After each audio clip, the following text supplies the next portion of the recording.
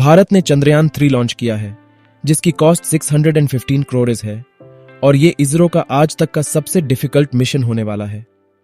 2019 में जब चंद्रयान 2 लॉन्च हुआ, तब कुछ लोगों ने यह सवाल पूछना स्टार्ट किया, आईएसआरओ पर पैसा खर्च करना इतना इंपॉर्टेंट क्यों? देश में इतनी गरीबी है, पहले उसे सॉल्व करो ना।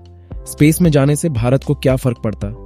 चलिए आज के इस वीडियो में जानते हैं कि भारत चांद पर तीसरी बार क्यों जाना चाहता है, हमने पिछली गलतियों से क्या सीखा है और कैसे इंप्रूव किया है, चंद्रयान मिशन के ऑब्जेक्टिव्स क्या है और इनसे क्या हासिल होगा, और भारत के स्पेस प्रोग्राम से हमें क्या फर्क पड़ता है। स्पेस मेरा फेवरेट सब्जेक्ट है और मुझे भारत की स्पेस जर्नी आप तक पहुंचाना काफी अच्छा लगता है। अगर आप ऐसे ही और इंटरेस्टिंग वीडियोस देखना चाहते हैं तो चैनल को सब्सक्राइब करना ना भूलें। यह आपके लिए तो फ्री है, लेकिन इससे हमारी बहुत हेल्प होती। चैप्टर 1, चंद्रयान इंपॉर्टेंट क्यों? चंद्रयान भारत के स्पेस प्रोग्राम के लिए ही नहीं, भारत की इकोनॉमी के लिए भी इंपॉर्टेंट है। क्यों? चलिए जानते हैं। अक्सर जब हम कोई स्पेस डॉक्यूमेंट्री देखते हैं तो लगता है कि चांद पृथ्वी से ज्यादा दूर नहीं है, लेकिन सच तो यह है कि चांद और पृथ्वी के बीच इतना ज्यादा डिस्टेंस है कि हमारे सोलर सिस्टम के सारे प्लैनेट्स बीच में फिट हो जाएंगे। The moon is very far, जो हमने इस वीडियो में एक्सप्लेन नहीं किया है। मून सिर्फ एक सैटेलाइट नहीं है, एक जियोपॉलिटिकल माइलस्टोन है। जब हम मून लैंडिंग की बात करते हैं तो हमारी आंखों के हमने नील आर्मस्ट्रॉन्ग और बस एडमिन की ये इमेजेस आती हैं, लेकिन बहुत कम लोग ये जानते होंगे कि अमेरिका से पहले यूएसएसआर चांद पर पहुंचा था, लूना 2 के साथ, वो भी अपोलो 11 मिशन से 10 साल पहले। ऑफ कोर्स रशिया ने कभी भी इंसानों को मून पर नहीं भेजा, लेकिन चांद पर पहुंचने वाले वो पहले थे। दुनिया में ऐसे सिर्फ 3 देश हैं जिन्होंने चांद पर सॉफ्ट लैंडिंग किया है, अमेरिका, रशिया और चाइना। सॉफ्ट लैंडिंग का मतलब है सेफ लैंडिंग, यानी लैंड करने के बाद स्पेसक्राफ्ट सेफ हो। यह सॉफ्ट लैंडिंग काफी इंपॉर्टेंट है, क्योंकि एक बार हमने यह प्रूव कर दिया कि आईएसआरओ सॉफ्ट लैंडिंग कर सकते हैं, तो हम इंपॉर्टेंट इंटरनेशनल स्पेस प्रोजेक्ट्स ले सकते हैं। जो काम आज नासा कर रहा है और पैसे कमा रहा है, वही काम हम भी कर सकते हैं। 2008 में चंद्रयान 1 के जरिए हम चांद पर पहुंचे जरूर, लेकिन वह एक मून इंपैक्ट प्रोब था जिसने हार्ड लैंडिंग की थी। 4 साल पहले चंद्रयान 2 का भी मेन ऑब्जेक्टिव यही था कि चांद पर सॉफ्ट लैंडिंग करें। चंद्रयान का लॉन्च सक्सेसफुल हुआ था। इनफैक्ट अर्थ से मून तक की 3,84,400 किलोमीटर की दूरी हमने सक्सेसफुली कंप्लीट भी की, लेकिन लैंड करते समय सरफेस से सिर्फ आधे किलोमीटर दूर होने के बावजूद एक सॉफ्टवेयर ग्लिच की वजह से हम लैंड नहीं कर पाए। प्लान यह था कि विक्रम रोवर मून के सरफेस पर 14 दिनों के लिए स्टडी करेगा और इंफॉर्मेशन हम तक पहुंचाएगा, लेकिन कम्युनिकेशन डिवाइसेस फेल होने की वजह से मिशन अधूरा छूट गया। अब चंद्रयान 3 ये मिस्टेक्स रेक्टिफाई करना चाहता है और भारत के लिए यह एक सुनहरा मौका है हमारी इंप्रूव टेक्नोलॉजी दुनिया को दिखाने का। ये सारी इंप्रूवमेंट्स हम चैप्टर 2 में जानेंगे। चंद्रयान 3 के बारे में एक स्पेशल बात है और वह है उसकी लैंडिंग लोकेशन। अर्थ और मून एक वन साइडेड रिलेशनशिप है। आपको पता ही होगा कि मून अर्थ से टाइडली लॉक्ड है। मीनिंग ये है कि मून के सिर्फ एक ही साइड हमेशा अर्थ को दिखती है और दूसरी साइड नहीं। मून का 41% हिस्सा पृथ्वी से छुपा हुआ रहता है। सिमिलरली मून के साउथ पोल में ऐसे बड़े बड़े क्रेटर्स जहां अरबों सालों से सनलाइट पहुंचा ही नहीं है। इन क्रेटर्स को स्टडी करके हम हमारे सोलर सिस्टम के ओरिजिन्स के बारे में इंपॉर्टेंट इंफॉर्मेशन पा सकते हैं।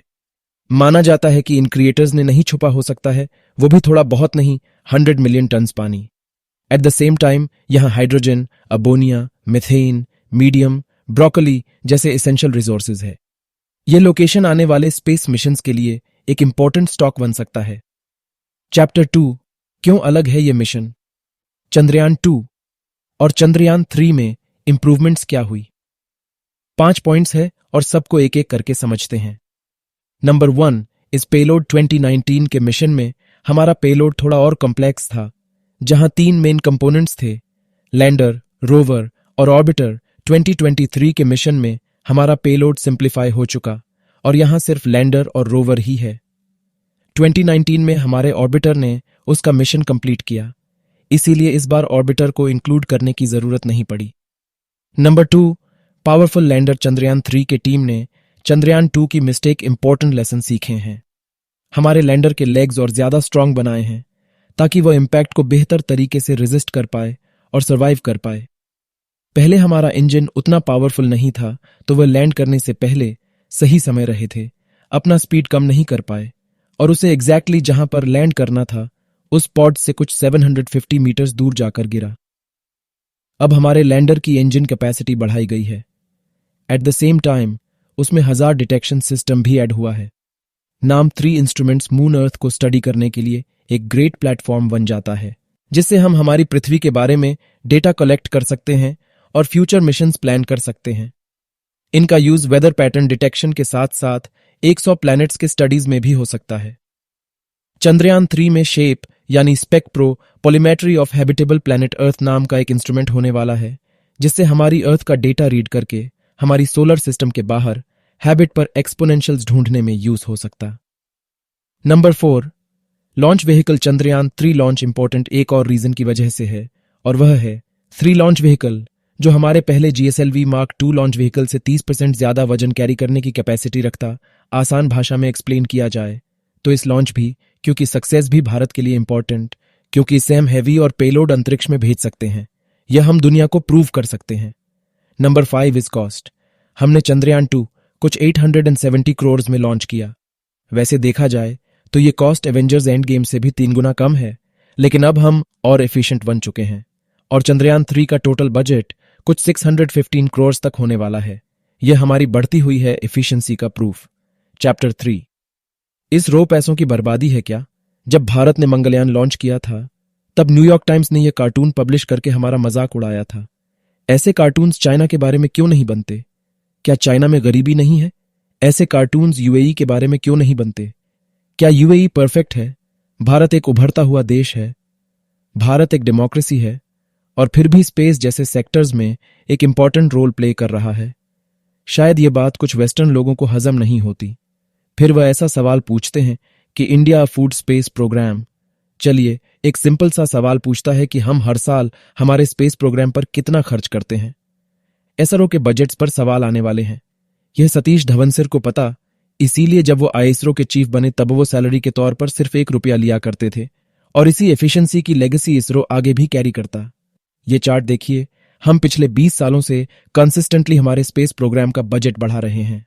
दैट्स अ फैक्ट, लेकिन यह हमारे जीडीपी का सिर्फ 0.8% है। To put things in first, हम हमारे पोस्टल सर्विसेज को चलाने के लिए 36,000 करोड़ स्पेंड करते हैं, लेकिन इन पैसों में हमें क्या मिलता है? हमारे फ्रेंडली नेबर चाइना पर नजर रखने के लिए आंखें मिलती हैं। चाइना को भारत से इतना लगाव है कि अरुणाचल और लद्दाख में वो अपने लोग भेजता रहता है, वहां ऐसे सेटलमेंट बनाता रहता है और धीरे धीरे ऑनियन स्लाइसिंग मेथड से भारत का छोटा छोटा हिस्सा चुराता रहता है। लेकिन इसकी जानकारी आईएसआरओ के साथ हमारे सिक्योरिटी तक पहुंचाते हैं। 10 से ज्यादा सर्वेलेंस सैटेलाइट्स चाइना के नेवल एक्टिविटीज को ऑब्जर्व करते हैं। जब 2019 में फेनी साइक्लोन आया तब आईएसआरओ के सैटेलाइट्स नहीं हमें टाइम रहते हुए वार्निंग्स दी। इन्हीं सैटेलाइट्स की इंफॉर्मेशन की वजह से उड़ीसा से 11.5 लाख लोगों को सेफली इवैक्यूएट किया गया। आज ओडिशा डिजास्टर मैनेजमेंट में नंबर 1 बन चुका है और यूनाइटेड नेशंस भी दूसरे देशों को ओडिशा का डिजास्टर मैनेजमेंट मॉडल सीखने की सलाह देता है। इस तरह हमें हमारी ज्योग्राफी स्टडी करके डेटा देता है। इसी डेटा का इस्तेमाल करके हम किसानों को गाइडेंस दे सकते हैं और अर्थ क्विक साइक्लोन्स फ्लड्स की जानकारी एडवांस में हमें मिलने से हम बेहतर प्रिपेयर्ड रह सकते हैं और होने वाला नुकसान कम कर सकते हैं। और ये सब हमारे साथ सैटेलाइट्स की वजह से पॉसिबल है। एएसआरओ का बजट नासा से 15 गुना कम है और इतने कम बजट में भी आईएसआरओ के साइंटिस्ट्स आपकी और हमारी लाइफ बेहतर बनाते और सिर्फ हमारे लिए ही नहीं, इस रो फॉरेन देशों के लिए भी सैटेलाइट्स लॉन्च करता और उससे पैसे भी कमाता। आज तक हमने 28 देशों के लिए इन टोटल 239 सैटेलाइट्स लॉन्च किए। पूरी दुनिया भारत के टैलेंट और एफिशिएंसी पर इतना विश्वास करती है, यह हमारे लिए गर्व की बात। स्पेस एक $multi-billion इंडस्ट्री बन चुकी है और चंद्रयान 3 के जरिए हम चांद पर छुपे रेयर मेटल्स और मिनरल्स का इस्तेमाल ह्यूमैनिटी के फ्यूचर के लिए यह कर सकते हैं। वीडियो की शुरुआत में हमने कहा कि आईएसआरओ भारत की इकोनॉमी के लिए भी इंपॉर्टेंट है। हाल ही में भारत में स्पेस स्टार्टअप्स को एक बड़ा बूस्ट मिला और आईएसआरओ कई स्पेस स्टार्टअप्स को इनकरेज और गाइड कर रहा है, क्योंकि सैटेलाइट लॉन्चिंग इंडस्ट्री एक $1,300,000,000,000,000 की इंडस्ट्री बन चुकी है और आने वाले 5 सालों में ही $24 बिलियन की होने वाली है।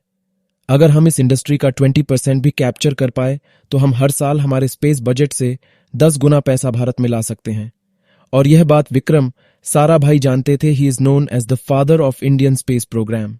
जब नेहरू जी ने विक्रम साराभाई से कहा कि भारत एक गरीब देश, हमारे पास कई सोशल प्रॉब्लम्स हैं, हम एक स्पेस प्रोग्राम अफोर्ड नहीं कर सकते, तो साराभाई ने उन्हें कहा कि हम एक गरीब देश हैं, हमारे पास कई सोशल प्रॉब्लम्स हैं, इसीलिए हमें एक स्पेस प्रोग्राम की जरूरत। यह विजन ही है जो आज इसरो को नई बुलंदियों तक पहुंचा रहा है।